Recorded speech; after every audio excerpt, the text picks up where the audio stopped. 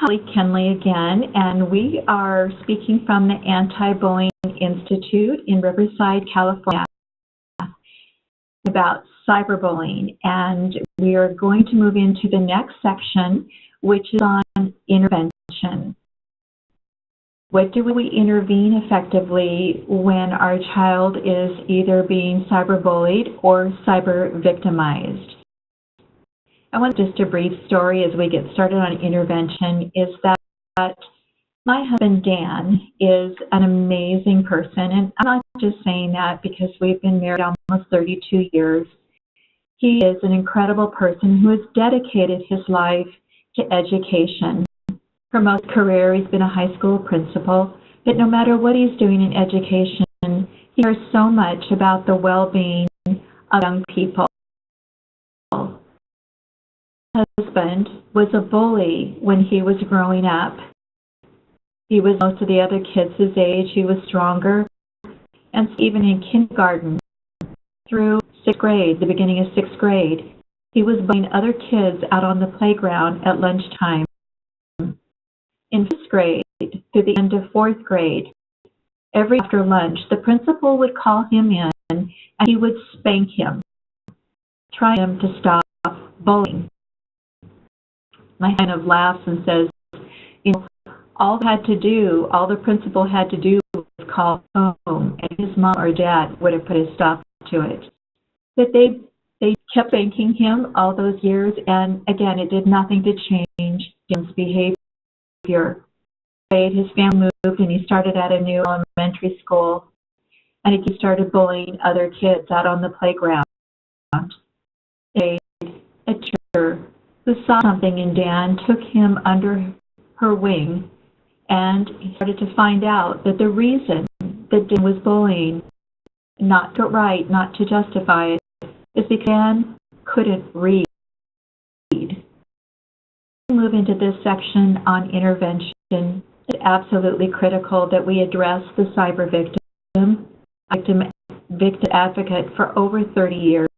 And it's important that we also draw attention to the cyberbully and find out what is going on with that child as well. This section might be a little bit more clinical in nature, but I would encourage parents and guardians, anyone entrusted with the care of young people, to take a listen.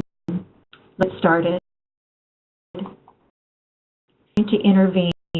There's been an incident. It's so important that we find out the roles of the clients, assess the level of cyber harm, and make decisions about what strategies we're going to implement. For example, a young person sitting in front of us is a cyber victim, is also a victim of traditional bullying. Is also a cyber bully.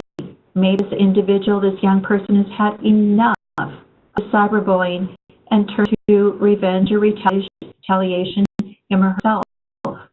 We need to ask all the questions and find out what roles the person is participating in. And secondly, we need to look at the degree of severity in each role and the degree of occurrence. The example that I just gave is that there might be a young person who was cyber victimized for months, and got so fed up and so tired of it that they cyberbullied back. So make sure we have a clear and accurate picture of who is in front of us and roles they've been participating in or victimized by. Also, don't forget to check into the traditional bullying and victimization as well, because of heavy crossover. If there's severe cyberbullying or severe victimization, we move into our typical crisis interventions.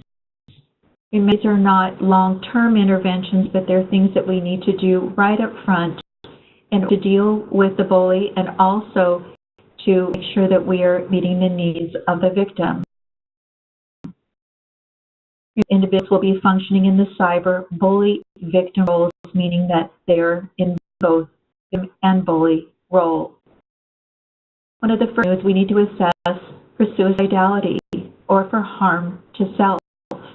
We also need to assess for harm to others, both the cyber victim, cyberbully, and the cyberbully victim. Mandated reporters, that means that we may have to breach confidentiality, a duty to warn, a duty to protect, a duty to notify our legal authorities, so that that is communicated clearly to parents and to the victim or the bully as well, if we have to breach confidentiality. The other thing we want to do is assess for weapons, both victim and bully. In fact, in our research, we have found that victims are more likely to carry a weapon than cyber bullies.